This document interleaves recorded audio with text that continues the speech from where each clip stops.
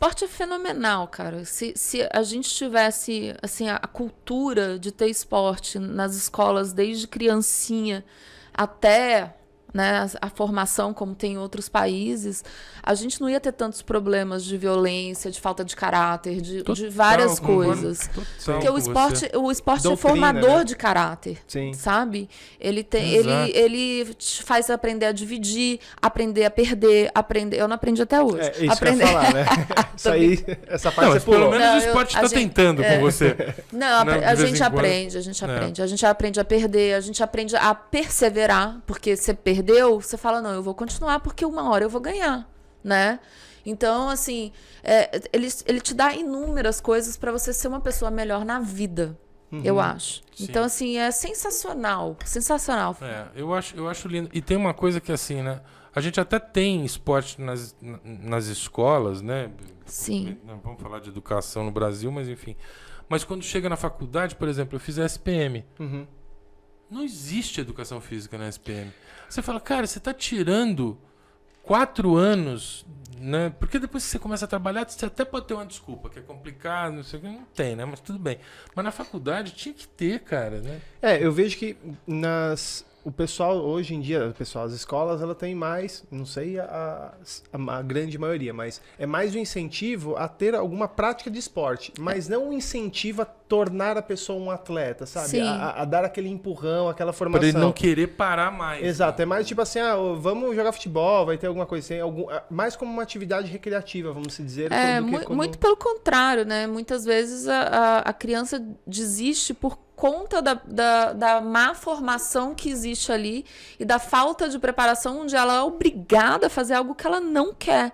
Então, em vez de você ter ali a opção, tudo bem, você não quer fazer isso? Então tá, então você quer uma bola para jogar um futebol? Não, você vai fazer isso, né? Então, você não tem assim, olha, hoje a gente vai aprender um pouquinho de atletismo, um pouquinho de handebol, um pouquinho de bola queimada, e uma hora o menino vai se identificar com algum. Uma hora ele fala, puta, gostei daquele. Aquele lá eu gostei, né?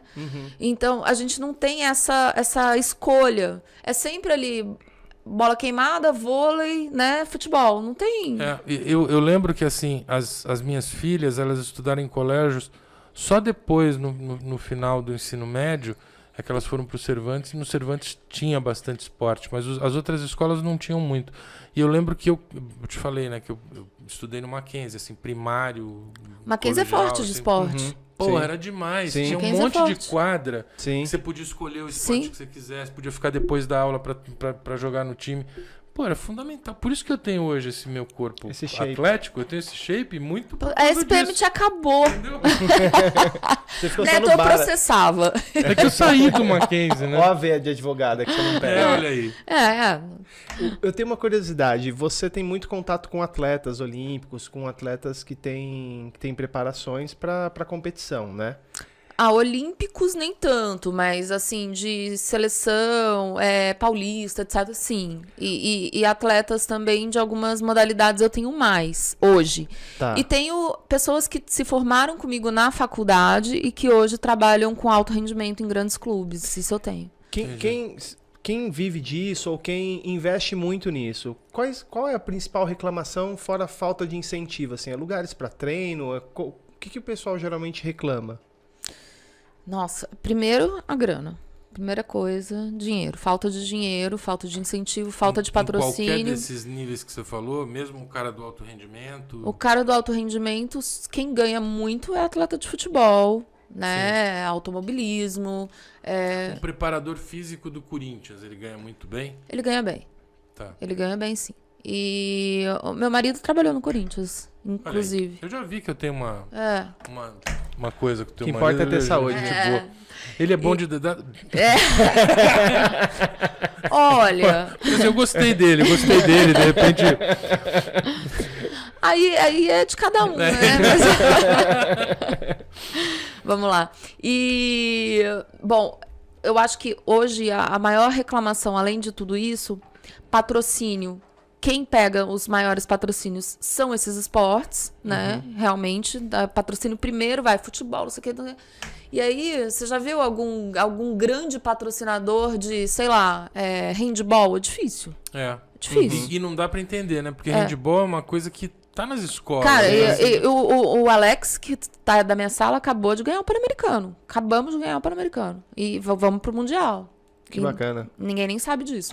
É. Então, Eu adorava handball. Eu gostava também. Handball, só que eu tive sempre esse negócio, eu não sei como é que é com você.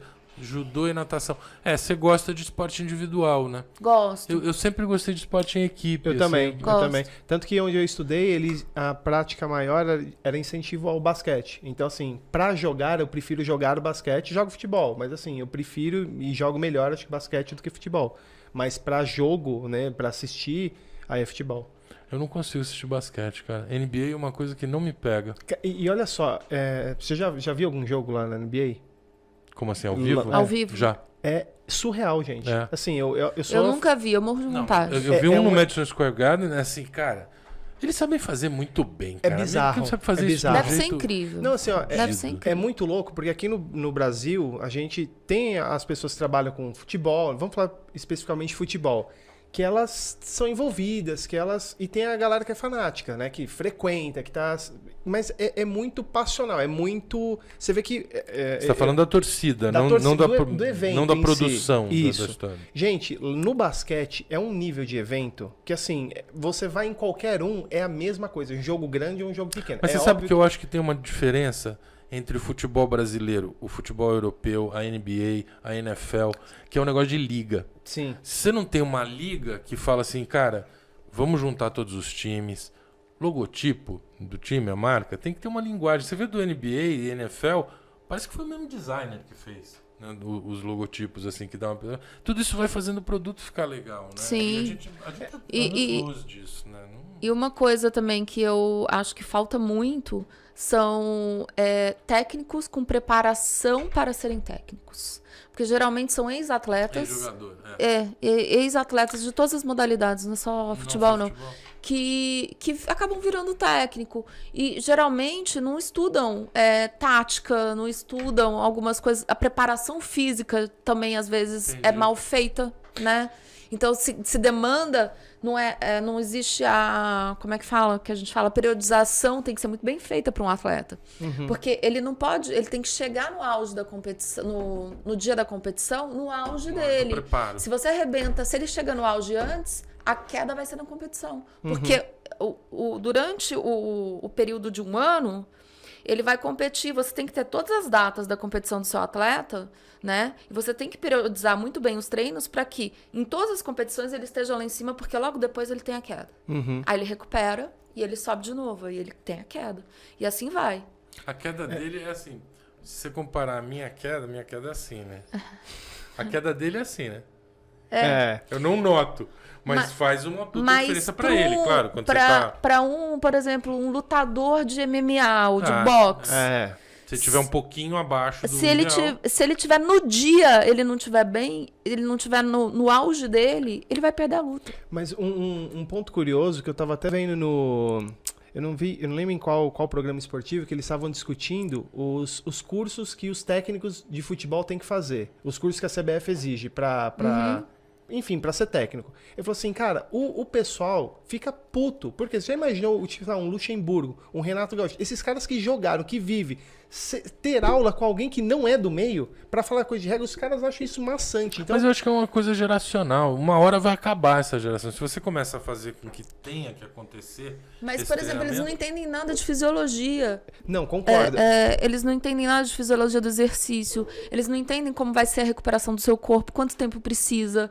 Então, tudo isso faz diferença para um técnico. Concordo. É que a discussão estava mais em você aprender com alguém que não é do meio. Essa era que é do meio, né? É que você se acha do meio, mas eu digo, o treinador, ele se acha do meio de treino porque ele jogou, mas ele não é do meio de treino, né? É só uma coisa cultural que a gente foi, por exemplo, se você pegar NFL, né? É raríssimo ter um treinador ali que tenha sido jogador. O cara se formou para ser treinador.